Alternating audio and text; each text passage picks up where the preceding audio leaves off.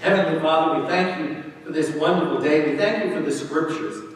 We just ask that you open our hearts and mind, that it might not just be ancient stories, but something that we can look at today and learn from and make it effective for our lives. We ask this in the most precious name of Jesus. Amen. We're looking at Genesis 15. I'm going to go to verse 6. We went a little bit further, but I want to go back just a little bit. I think we made it up to 10. But I want to talk about these covenants. And I handed out a sheet. If you haven't gotten one, I think there's more in the back there. You can grab one. And it says Major Covenants of the Old Testament. So let me read a couple of verses and then I'll get to this. Abraham believed the Lord, and he credited to him as righteousness. We talked about last week how the people of faith of the Old Testament were saved by faith in God, just as we are saved by faith in Jesus. He also said to him, I am the Lord who brought you out of the Ur of the Chaldeans to give you this land to take possession of. And I shared with you in verse 7, the Lord there is not like it will be later on. You're going to see later on, you're going to see in the Old Testament, Lord all in capitals. That's God's proper name, Yahweh. Okay? When they translated it, they put it as Lord in this translation. You might have some translations that actually say Yahweh or God. Here, the Hebrew word is just the name. Because they don't have a name for him. So this, the name. In 2 chapters, we're going to see a name for God. El Shaddai. Well, we'll get to that. Okay? That happens in, I want to say, chapter 17. Okay? El is God, Shaddai, the mighty one. Okay? El Shaddai. When I do the benediction and I hold my hands up like this, okay, that's the Hebrew letter for Shaddai. Okay? And the priest from years, okay, you can go to YouTube and you'll see priests in the Holy Land holding up their hands like this, because the blessing doesn't come from the pastor or the rabbi, it comes from El Shaddai. So whenever they see that, they know it is God who is blessing them. That's where that comes from. Now, some of you... There's also Arabic for SH. Yeah, Shaddai.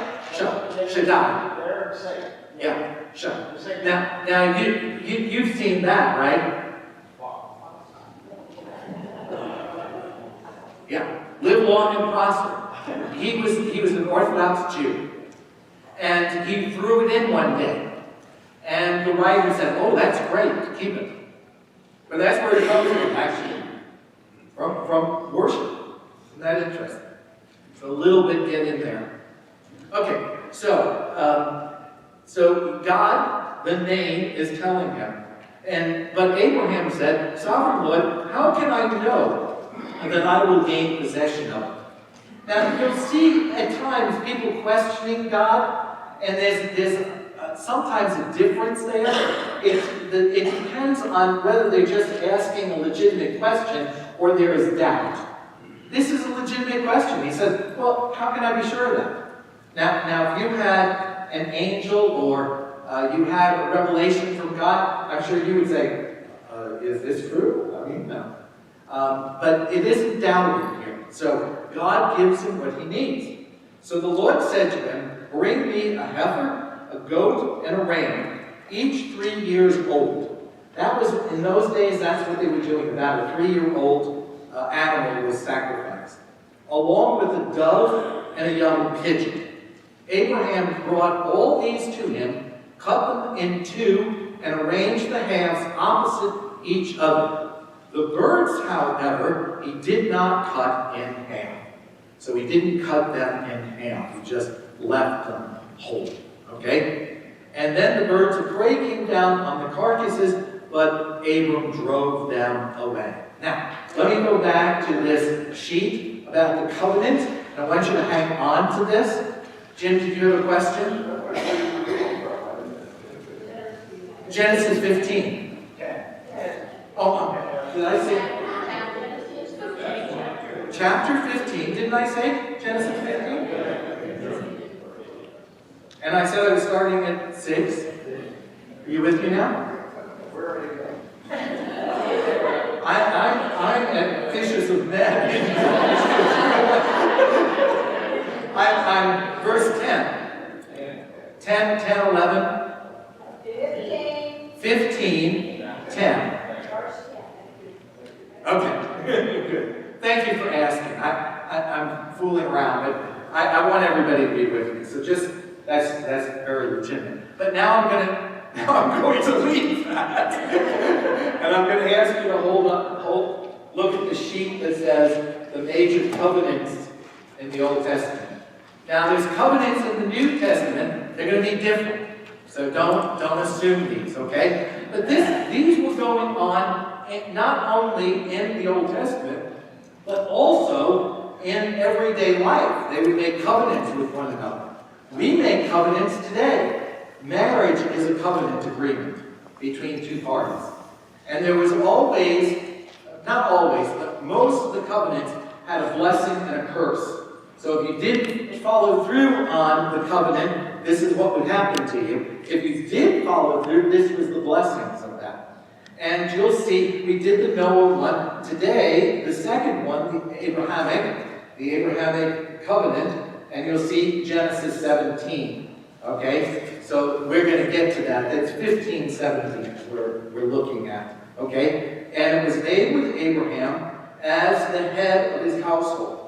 And then the description, a conditional divine pledge to be Abraham's God and the God of his descendants. Now, what I want you to look is down at the bottom. And we're not going to do all of these today. But you'll see there's different types of covenants. There's a royal covenant, a parity covenant, and a conditional covenant, a vassal covenant. So the first one is the unconditional, a king's grant of land or some other benefit to a loyal servant for faithful or exceptional service. This was going on during the time of Abraham with many of the lands and kings. We know that from writings outside of the Testament, okay? Outside of the Hebrew Bible, okay? We have a lot of information, especially from Iraq, and I'll tell you about that in a little while. The grant was normally perpetual and unconditional, but the servants' heirs benefited from it only as they continued their father's loyalty and service. So this is a promise in perpetuity as long as your children continue to carry forth the covenant. Okay? And that's what God is making with Abraham. He says, I'm going this land that you see. Now, what was it like to do a covenant in those days? Not just Old Testament. Now we're going to come to the point where the Old Testament sacrifice is going to come. This is not a sacrificial thing at this point. Okay? This is very symbolic of building a covenant with somebody. We said, okay, let's take these animals and we're going to cut them in half. We're going to put one half on your side, one half on the other side. Okay? And then we're going to, let's say, Gene, you can help me. Sure. Okay? We've made a covenant together, okay? I'm going to give you the diamonds, you're going to give me the gold. Okay? So we have these animals here, okay? And to symbolize the making of this covenant, we would go around to this animal, around to this animal. We got a third one here. Okay. And then we would come back. Okay, like that. Yeah. And as they're going around, they would say to one another, if we break the covenant, may God do to us like these animals. Okay?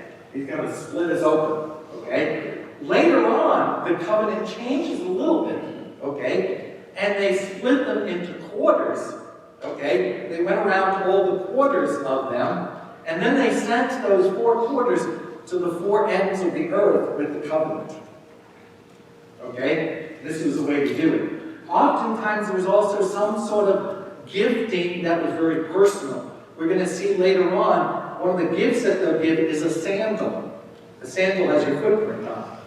Okay? So it's like the seal of the whole thing.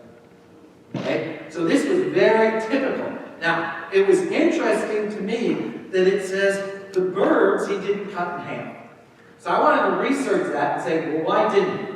And most of the Christian commentators said they were probably too small to split in half.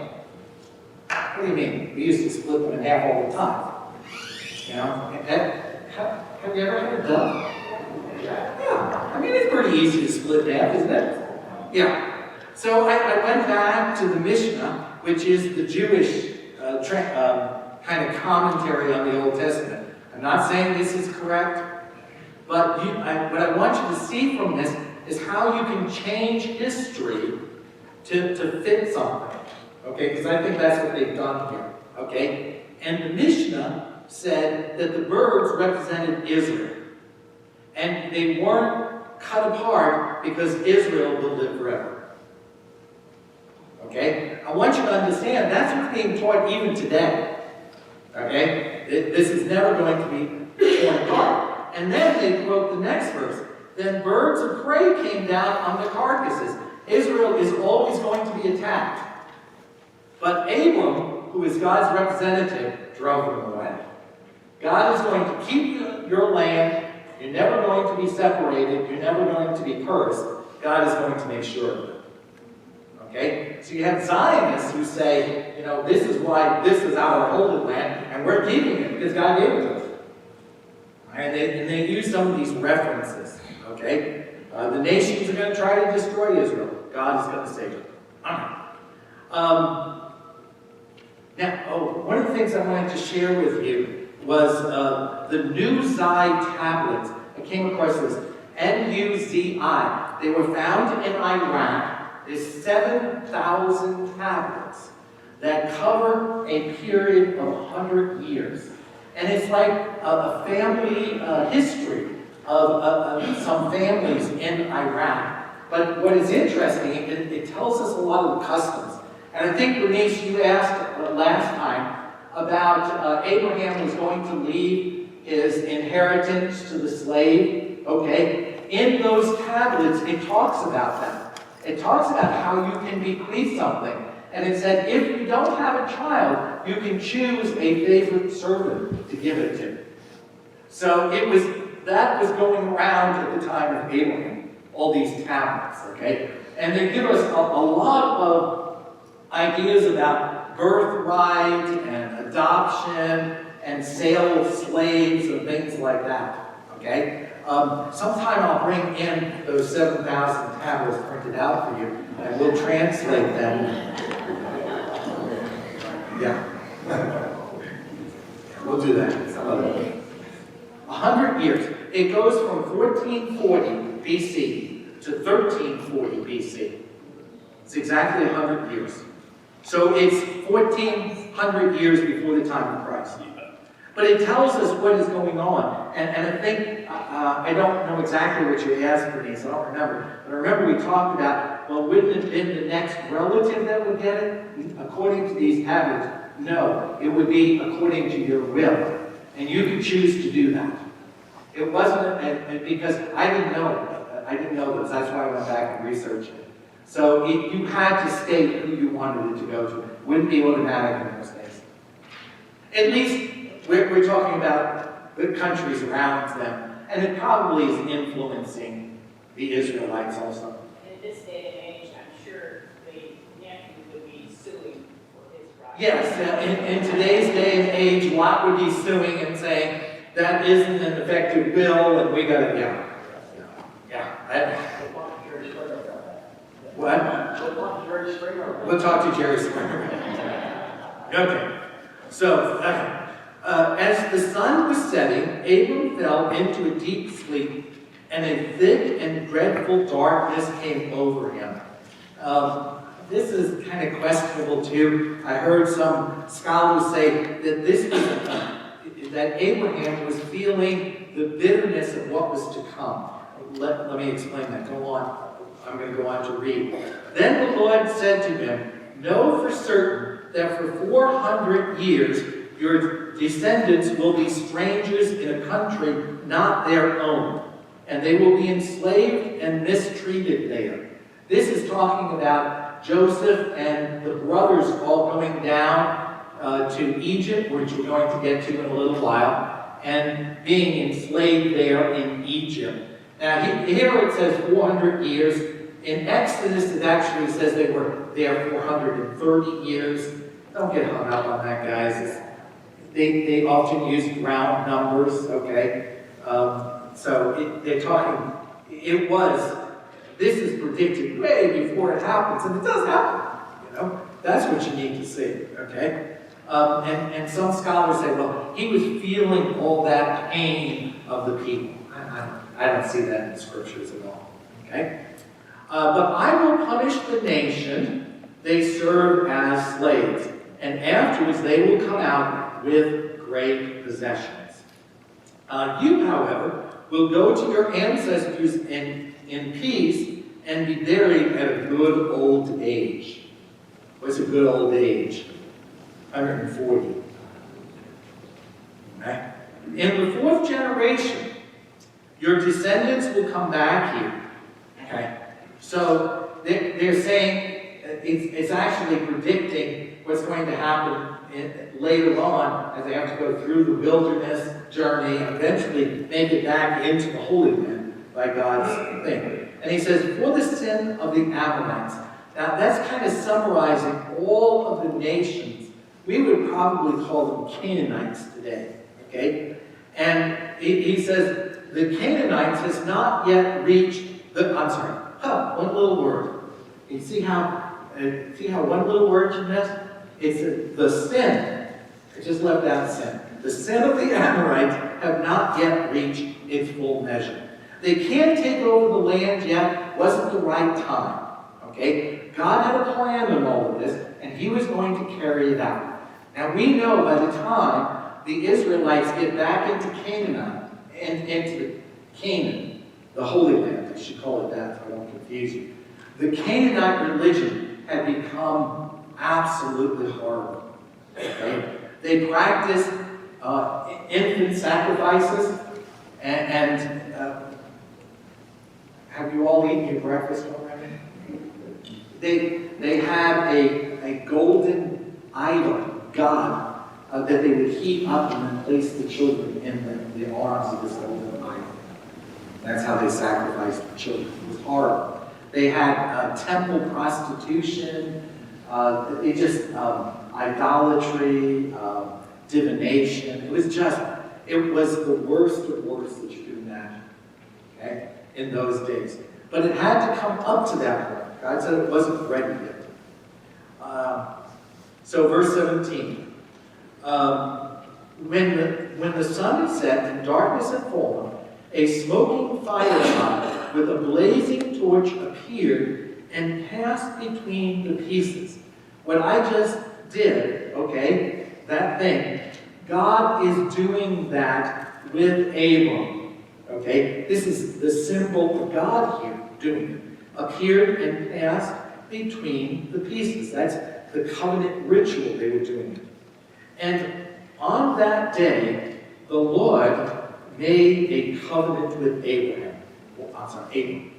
Now, very interesting. Always in English Bibles. Let me ask, is there anyone here who's looking at a translation that doesn't have made a covenant?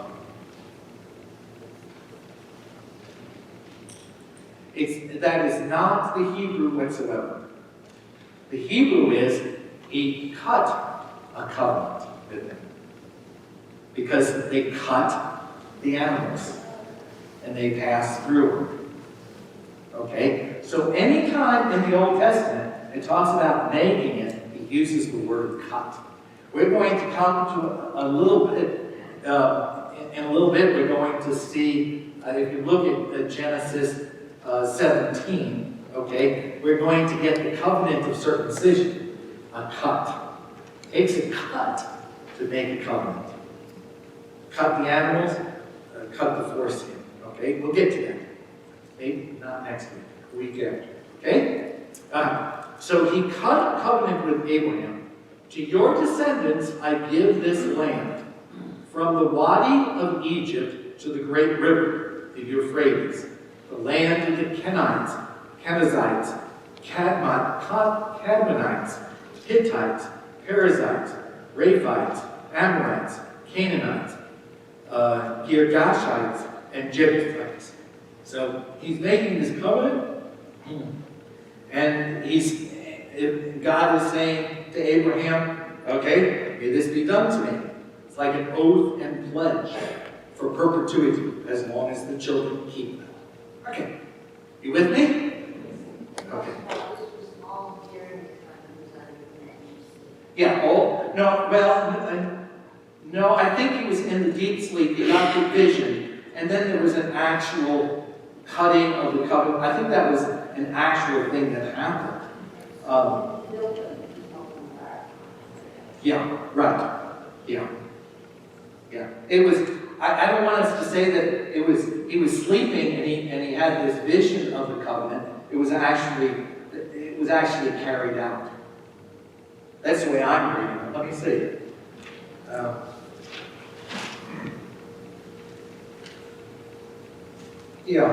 I think I'm going to look at that again just to make sure. Yeah. When he came out of the deep sleep. I don't know if I can tell that either. Yeah. I have a question about geography. Yes. What river of Egypt is this that runs into or near the Euphrates?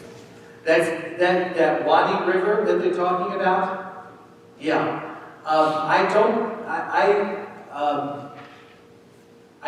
think that's one of the rivers down in Egypt, but let me check on that. I think there's a question about what that river is. I think we're talking about from here to here. Okay? You know what I mean? Okay, so if Israel is right here, we're talking about Euphrates and the Wadi. Okay, so it's not that the Wadi goes into the Euphrates, it's this whole area here. It would be like saying, what did the founding father, a divine, that we owned all the land from sea to sea. Manifest destiny. Manifest destiny, thank you. I need a teacher. Yeah. So it would be like saying God has given us from the Atlantic to the Pacific. That's the way I see it. Egyptians would say from the Nile to the Euphrates. Yeah, from the Nile. Yeah, they would say we own all that land. Yeah. They're so detached. I mean, the Nile empties into the Mediterranean. Yeah, it is. It's just saying these are the borders. Okay. But the Nile. Yeah. I have a footnote that says that the Wadi means river. Yes. So the river of Egypt is the great river. Yeah. And there's a question about what great river they're talking about. Yeah, the Wadi. I've heard that too. Okay, chapter 16. 16. Yeah.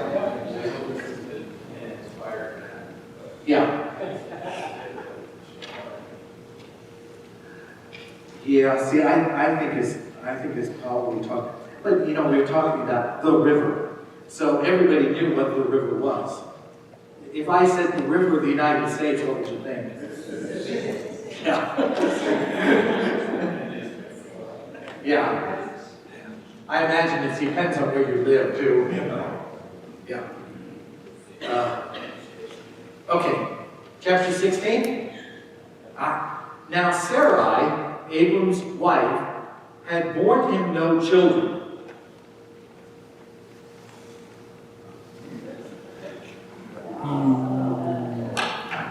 I got two. Oh. Okay. Remember, not having children means what? You're cursed by God. So the question then always is, if you have no children, is it the mother's fault? It has to be the mother's fault. It can't be the father's fault. Alright? I'm talking about that time period, okay? Okay? Or was it the child's fault? He wasn't born? Because he committed some great sin? They had a miscarriage? Possibly? Okay? Or was it the grandparents' fault? Yeah. I was gonna say the sin of the father. Is that right? Yeah, but no, not yet. The sins of the father will be visited upon the children of the third and fourth generation. Let's get to it. Okay? Yeah. Now, I'm talking about specifically at the time of Christ. If you were a barren woman, there was some sort of problem. Okay? And they would look at that and say, well, whose sin was it? And I imagine they would, I'm kind of pushing it a little bit. The father would probably be on the bottom. But they would even question that. What did he do? Who did it? Why is God doing this to this person? Just repent of your sins and God will give you a child. Is that sort of thing. Well, that was the way with Samuel, too, wasn't it? Sure. Well, a lot of the Old Testament, if you think about the women, had problems conceiving. You know, and God had his timing, and he wanted them to trust and rely on him rather than on themselves. Okay?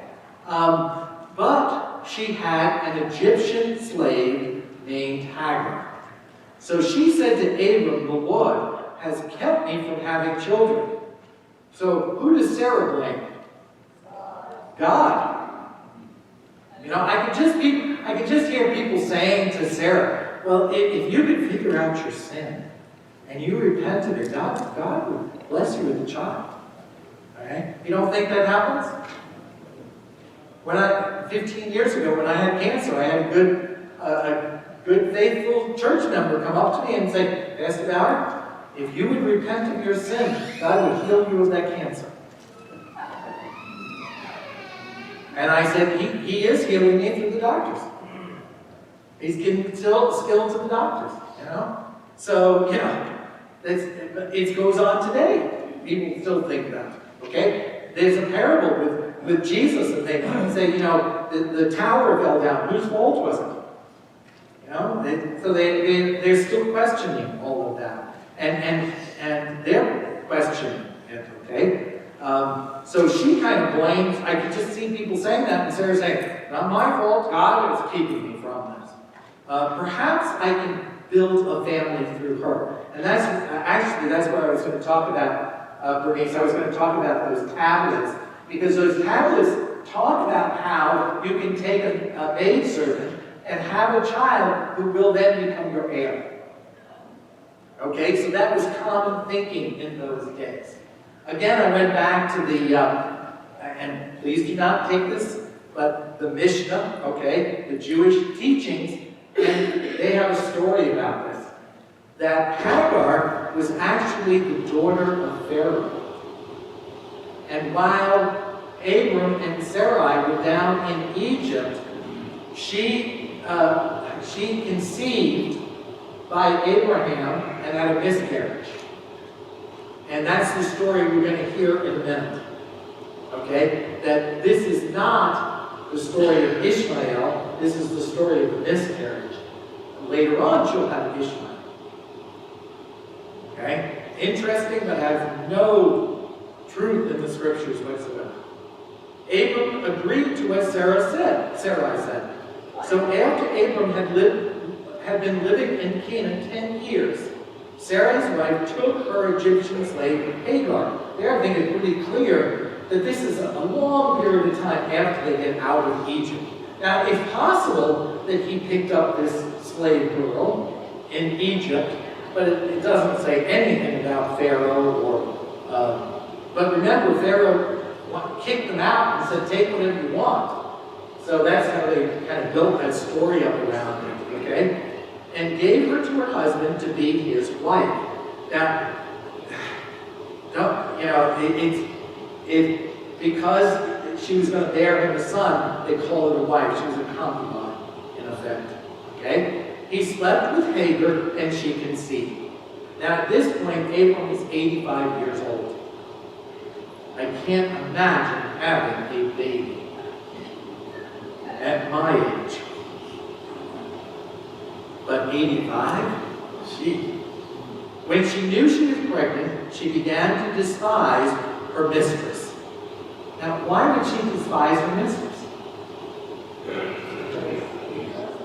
Yeah, you got two competing women in the same tent for the attention of Abram.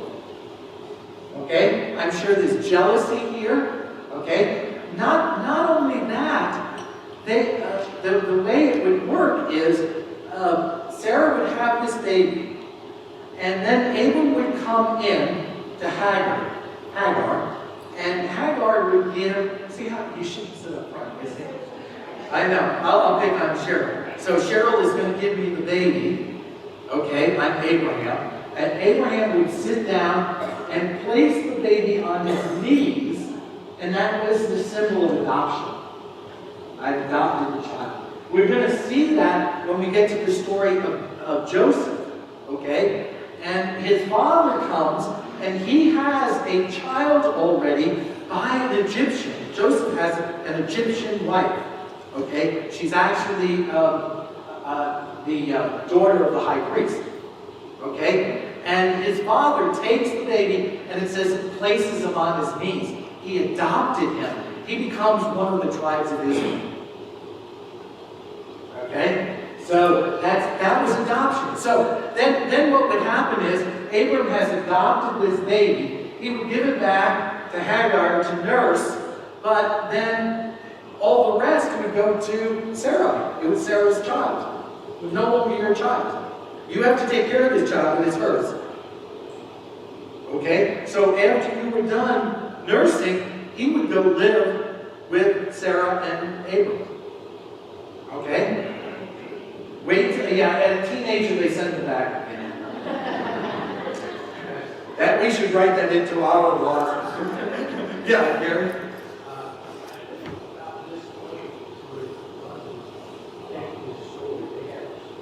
Yes. Yes, they do. And Ishmael is actually the favorite son of Abraham, rather than the way we're going to see it.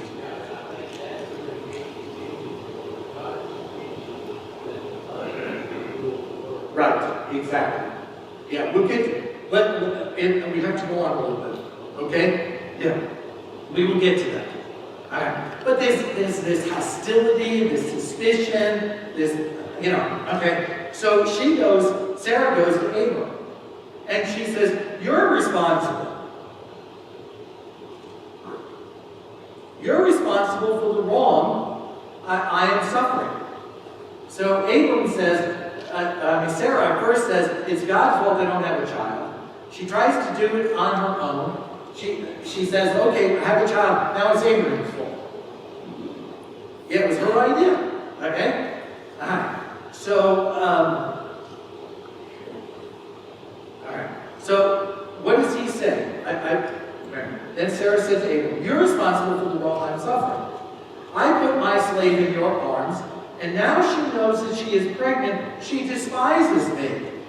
Well, she has this little thing over Abram, and so here I have this child with Hagar, and Hagar comes to me and says, oh, Abraham, I'm carrying your child.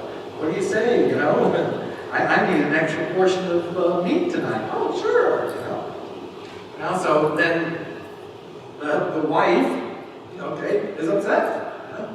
There's this jealousy, this contention. So what does Abraham say? Abraham does a very manly thing.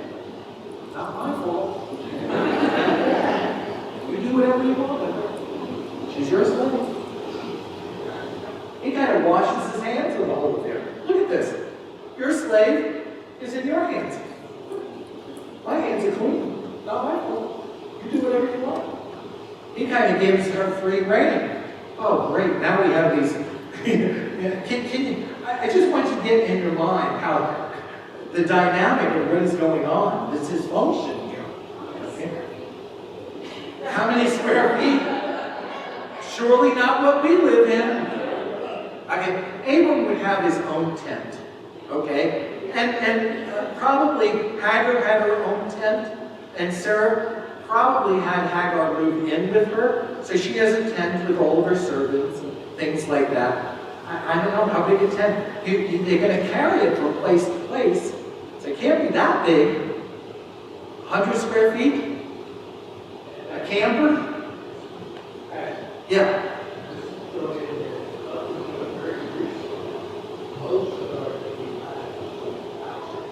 Yes, that's very true. Gary is correct. Up until today, a lot of what went on. And you will see that in a good biblical movie, they'll be outside cooking. They don't do that inside. Everything would be done outside, kind of under more like a shelter. And then they would sleep in the tent area. But still, I mean, can you imagine that? Yeah. Oh. Yeah.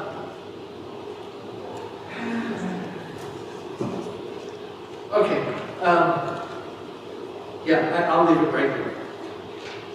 Yeah, I'm sorry. We have to end because our contemporary band needs to get into practice and get ready and get all the sound equipment. We took down everything for the Thailanders, so they need to make sure everything is up and running. So I promised them I'd give them 15 minutes, so I'm ending a little bit early. But we'll pick up the story here next week. No, 2 weeks. Please, next 2 weeks, just think about what it would be like living in that tent. Okay? Let's close with a word of prayer. Heavenly Father, thank you for this wonderful word. It teaches us that we sometimes have to wait for your timing. Our timing isn't always your timing. And sometimes when we try to push something, we make mistakes. We don't do what is pleasing to you. So Lord, we just ask that you be with us and help us to make decisions in your time, not in ours. And let us always rely on what is best for you, to bring glory to you. And when things don't work out, not to turn around and blame other people, but to be responsible for what we've done. We ask all of this in the most precious name of Jesus. And all God's people said, Amen. Receive the benediction of our Lord. The Lord bless you and keep you. The Lord make his face shine upon you and be gracious unto you. The Lord lift up his countenance upon you and give you peace. In the name of the Father, Son, and Holy Spirit. Amen.